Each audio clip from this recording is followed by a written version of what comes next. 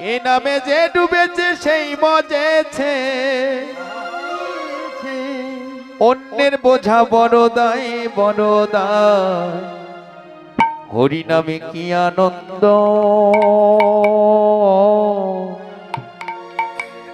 ডুবলে জানা যায়। হরি নামে কি আনন্দ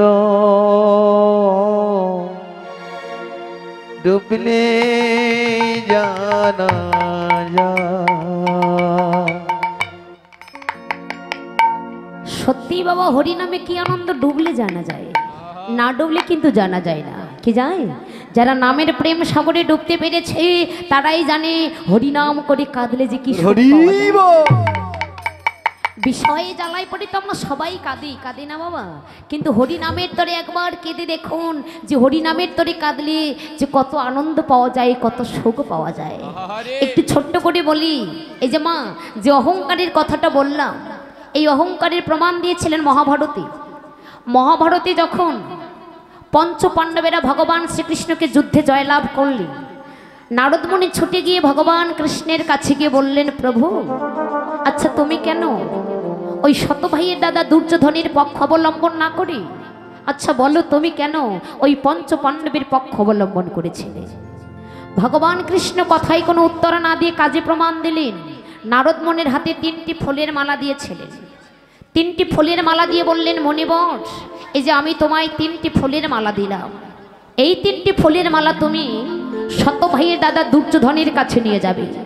দুর্যোধনের কাছে গিয়ে বলবে, ওগো তোমাদের মাঝে উত্তম কে? যে উত্তম তার গলায় একটি মালা পরাবে। বলবে তোমাদের মাঝে মধ্যম কে?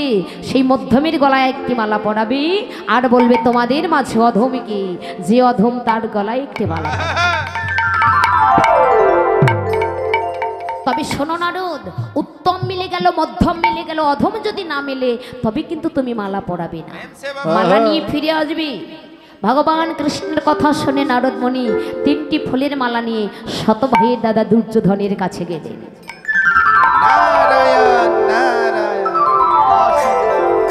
দুর্যোধন দেখে বলছে, কি ব্যাপার কি ব্যাপার মনিবর, অসময়ে তুমি 3টি ফুলের মালা নিয়ে আমার কাছে এলে? বলছি, হ্যাঁ গো, আমি জানতে এলাম যে তোমাদের মাঝে উত্তমকে, তার গলায় একটি মালা পরাবো। জানতে এলাম তোমাদের মাঝে মধ্যমকে, মধ্যমের গলায় একটি মালা পরাবো। আর জানতে এলাম তোমাদের মাঝে অধমকে, সেই অধমের গলায় একটি মালা পরাবো। অহংকারী দুর্যোধন অহংকার করে বললেন, মণিবর উত্তমকে এটা কি তুমি জানো না? উত্তম যদি আছে এই জগতে, আমি হলাম শত ভাইয়ের দাদা দুর্যোধন, জগতে উত্তম যদি আছে আমি উত্তম। মালা যদি পরাতে এসেছো তবে দাও, তুমি আমার গলায় মালা পরিয়ে দাও। নারদমণি বললেন, বাবা তাহলে তোমাদের মাঝে মধ্যম কে গো? আরে মধ্যম কে জানো? মধ্যম হলো আমার মেজ ভাই দুঃশাসন। যা মালা যদি পরাবে যাও, দুঃশাসনের গলায় একটি মালা পরিয়ে দিয়ে এসো। বলিহারি যায়, তাহলে তোমাদের মাঝে অধম কি? আরে অধম অধম বলতে আমাদের মাঝে আর কেউ নেই। মালা না পরিয়ে সোজা মালা 3টি নিয়ে পঞ্চপাণ্ডবের এক পাণ্ডব সখা অর্জুনের কাছে এলেন। সখা অর্জুন দেখে বলছে, কি ব্যাপার মনিবর, তুমি অসময়ে 3টি ফুলের মালা নিয়ে আমার কাছে এলে? বলছে, হ্যাঁ গো, আমি জানতে এলাম যে তোমাদের মাঝে উত্তম কে, তার গলায় একটি মালা দেব। জানতে এলাম তোমাদের মাঝে মধ্যম কে, তার গলায় একটি মালা দেব। আর জানতে এলাম তোমাদের মাঝে অধম কে, তার গলায় একটি মালা দেব। সখা অর্জুন বললেন, মণিবর তুমি উত্তমের গলায় মালা পরাতে এসেছো, তবে জগতে উত্তম কে এটা কি তুমি জানো না? তবে এসো মণিবর, কৃপা করে তুমি আমার ঘরের দরজার সামনে গিয়ে দেখবে একটি ভগবান শ্রীকৃষ্ণের বিগ্রহ আছে। যাও, মালা যদি পরাতে এসেছো যাও, তিনি তো উত্তম, যাও তার গলায় একটি মালা পরিয়ে দিয়ে এসো। তাই গৌর, কেননা ঈশ্বর পরম কৃষ্ণ সচ্চিদানন্দ বিগ্রহ, অনাদির আদি প্রাণ গোবিন্দম সর্বকারণের কারণ। মণিবর জগতে উত্তম যদি আছে তিনিই তো একমাত্র উত্তম। যাও, মালা যদি পরাতে এসেছো যাও, তুমি তার গলায় একটি মালা পরিয়ে দিয়ে এসো।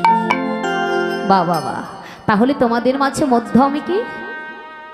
সখা অর্জুন বললেন, ওগো মণিবর, মধ্যমে কি তাও কি তুমি জানো না? এই জগতে মধ্যম যদি আছে, তুমি তো একমাত্র মধ্যম। কারণ তুমি যে ভক্ত আর ভগবানের মাঝে মিলন ঘটে। ওগো মণিবর, তুমি তো ভক্ত আর ভগবানের মাঝে মিলন ঘটাও। এই জগতে মধ্যম যদি আছে, তুমি তো মধ্যম, তাহলে অধমে কে? নারদ মুনির কথা শুনে সখা অর্জুন নয়নের জলে বক্ষ প্লাবিত করে কেঁদে কেঁদে বলছে, ওগো মণিবর, এই জগতে অধম যদি আছে, আমি অর্জুন হলাম একমাত্র অধম। কেন জানো? যে ভগবানকে পাবার জন্য যুগে যুগে জনমে জনমে কত ধ্যান তপস্যা, কত যোগ তপস্যা করে এই পথে বসে আছি। ওগো মণিবর,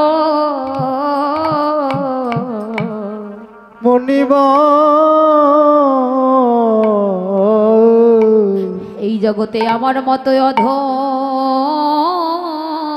হরিবল হরিবল বলো আরে কে বা?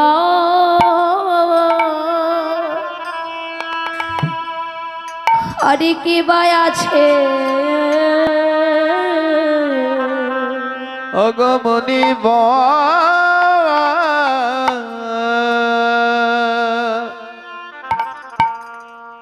এই জগতে আমার মতো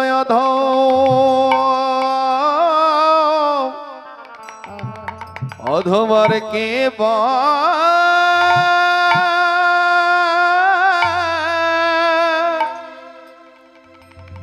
কে বা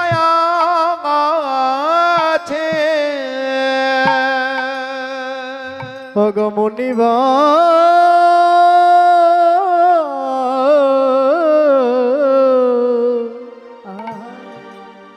বলে জগতে আমার মতো আধা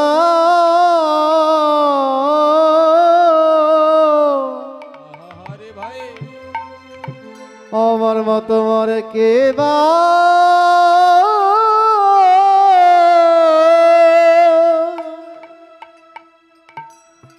অধমর কি বা আছে?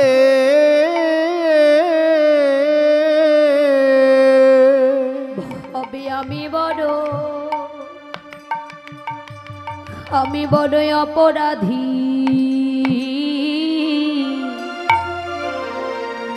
বলে জগতে আমার মতো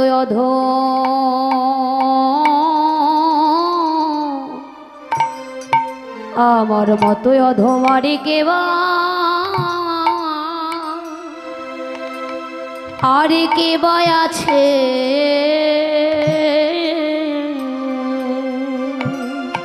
জগতে আমি বড় গৌধরী বল, আমি বড় অপরাধী।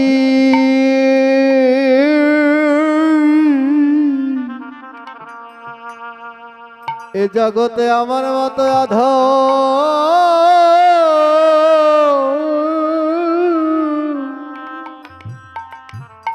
অধমার কে বা?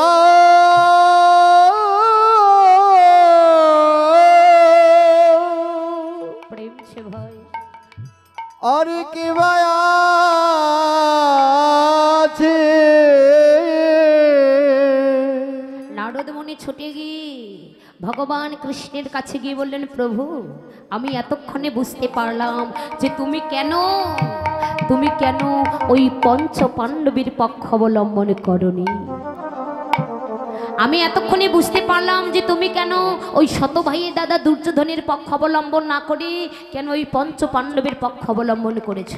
তাই মনে রাখবেন মাগো, যে পক্ষে অহংকার আছে সেই পক্ষ আমার ভগবান কখনো অবলম্বন করে না। যে পক্ষে অধম আছে সেই পক্ষটাই কিন্তু আমার ভগবান অবলম্বন করে। তাই অহংকারের আসন থেকে কখনো কীর্তন করাও যায় না, কীর্তন আস্বাদনে করা যায় না। আর কীর্তনের মাঝে যে কি রস আছে, প্রেম আছে, এটাও কিন্তু কখনো অনুভূতি করা যায় না। কারণ কীর্তনটা হলো অনুভূতির জিনিস বাবা।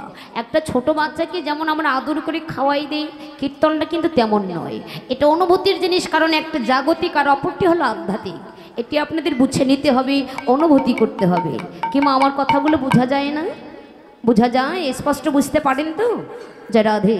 তো দেখুন, আজ সেই নদিয়া চাঁদবিহারী গৌরহরি নিজে আচরণী করে জগৎকে শিক্ষা দেবার নিমিত্তে যখন নদিয়ার মাঝে অবতীর্ণ হল, জগজনের নয়নে আনন্দ, জগতের ভক্তদের নয়নে আনন্দ দেখে গৌরহরির মনে আর আনন্দ ধরছে না। তাই জগজনের আনন্দ দেখে কি হলো, গৌরহরি আমার ভক্তের প্রেম ফাঁদে পড়ে গেছেন। আহা পীরিতি মো